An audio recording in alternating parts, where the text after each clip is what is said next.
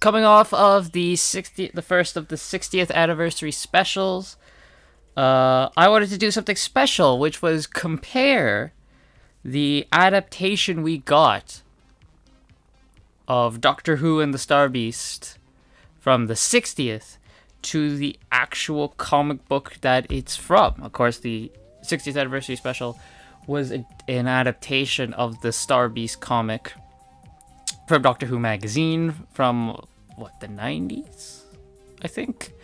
So I wanted to go and compare, do a bit of a comparison of what the 60th did and what actually happened in the comic. Compare the two, which one is the better version, and also we'll talk a bit about the Big Finish adaptation because Big Finish also adapted it. So, after reading the comic, what are some changes? Well, let's start off. The basic premise is the same. Beep the meat lands in a steel mill. Unit arrives, kind of cuts off the steel mill and trying to figure out what the heck's going on. So that's all the same. The point with Beep the Meat being found is very similar. It's still in a shed. You know, he's still in a shed. Instead of it being Rose finds him and takes him to the shed she has in the back, it is two kids named Sharon and Fudge who find Beep the Meep in a shed, and they take him to Fudge's house. Speaking of the characters, Fudge is a really funny guy. He's like the resident sci-fi like guy who he reads comic books and all that sort of stuff. So he's like the nerdy type of character, but he doesn't act like a nerd. You know? He doesn't act like a typical nerd. He's just a guy who is pretty funny, who just so happens to also be a fan of sci-fi and geek stuff. And then we have Sharon. Sharon is really good as well. I really like Sharon. She's like, I was trying to figure out how to say this.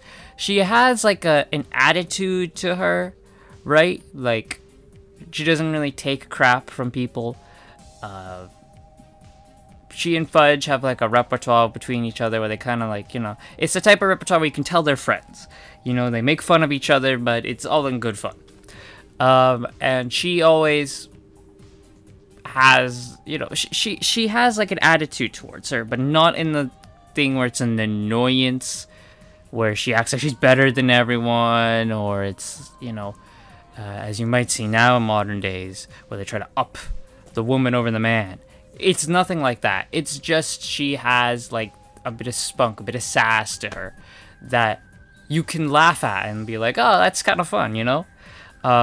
So when comparing her to Rose, Sharon is 50 times better than Rose and is so much better, and I wish we could have had Sharon in the actual original. And the one we got with for the 60th. Because Sharon and Fudge are fantastic characters. Of course, they are kind of replaced by the Donna Noble family. Which does suck because everyone in the comic, the original side characters, are so much better than the Noble family. Like, seriously. Even Fudge's mom, who doesn't arrive until not late into the story, but not too soon into it. She arrives around the midway point. Kind of becomes like a full-on character. She's fun, you know. Even she has a bit of fun, where it's like, you know, there's a scene where the Doctor kind of tries to quiet down the tension between the Wrath Warriors and all of them, and he's like, let's have some tea, and oh, I think Mrs. Fudge, you know, you could get some biscuits, and she's like, well, I'm not opening the chocolate ones, you know, like, that's funny. Or she tells the Doctor, don't go exploding in my house, you know, like, stuff like that. It's funny. Like, even she is a better character than what we got in the 60th.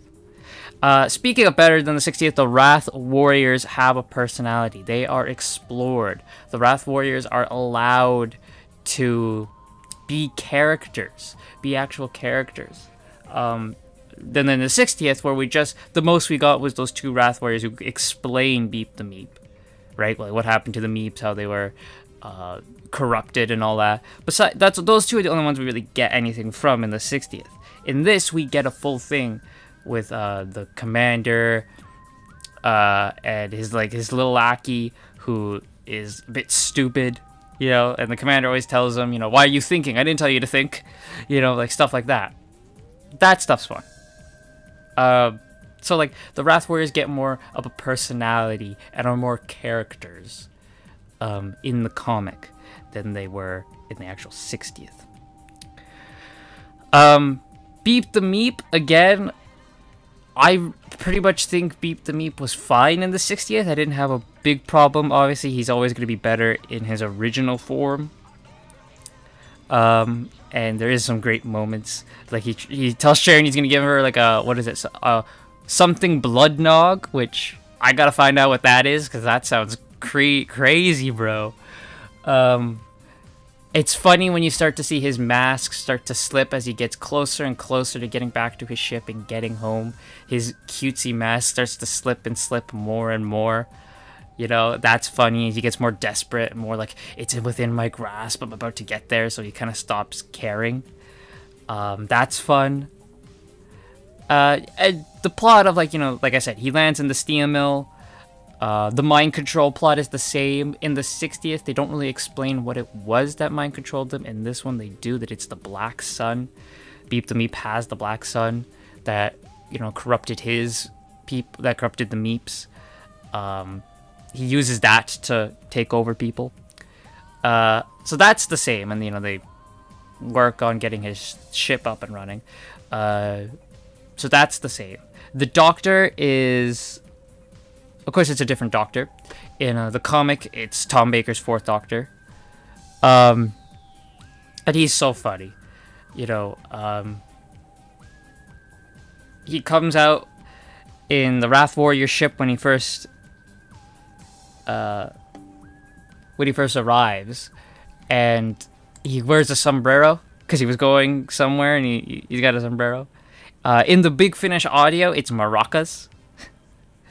And they think it's so much funny hearing Tom Baker talk about maracas in the Big Finish audio. And he kind of comes out, and in the Big Finish audio, they see the maracas. And the Wrath Warriors are like, he's got grenades! Like, that's great. And the whole plot of why the Doctor is even going after Beep the Meep is, of course, different. In this one, in the original, of course, we know in the 60th, they do the whole Donna Noble thing. In the comic, they think the Doctor is Beep the Meep's accomplice. Because why else would a spaceship be coming around the planet Meep is around? It's not a coincidence. So they plant a bomb in the Doctor's stomach, and the plan is that they hope when he goes on Earth, finds Beep the Meep, they'll press the bomb and explode him. Get rid of the Meep, you know, and all that. The Doctor, in the comic, deduces on his own that there's a bomb in his chest. In the audio, he uses the sonic screwdriver, and that's how he figures out that there's a bomb in his chest. I like that more. That he was using the sonic screwdriver to scan for alien tech, and then it like beeps near his chest, and he's like, oh, what the heck? Oh, that's why my stomach's been acting up. I like that. In the audio, K9 isn't there, and he's there for a bit in the comic, but the Wrath Warriors kind of render him useless. So they just decided in the Big Finish audio just to cut him entirely. But yeah, and the resolution is, of course, different. In the 60th, we have the stupid thing with Rose and the meta crisis and all that. In the audio, Sharon actually, well, in the audio, in the comic as well, Sharon actually saves the day, where while Beep the Meep is about to take off, she lowers like a dial, which kind of like makes it so that way he can't go as far as he wants. So he does warp out of Earth, off Earth, but he just kind of ends up just outside its orbit. So the Wrath Warriors get on their ship and, you know, capture him and all that. So that's how Meep is defeated. And of course, Sharon would go on to become a companion to the Fourth Doctor in the comics. She became a comic-only companion for the Fourth Doctor onward. In the audio, they don't really say what kind of happens to Sharon. It's kind of just inferred that she The doctor drops her off somewhere, right? But yeah, that's my little comparison between the the three, but mainly two, the comic and the 60th. If you're gonna experience the Star Beast, don't bother with the 60th. We all know my opinions on it. Get the comic, find the comic, read it.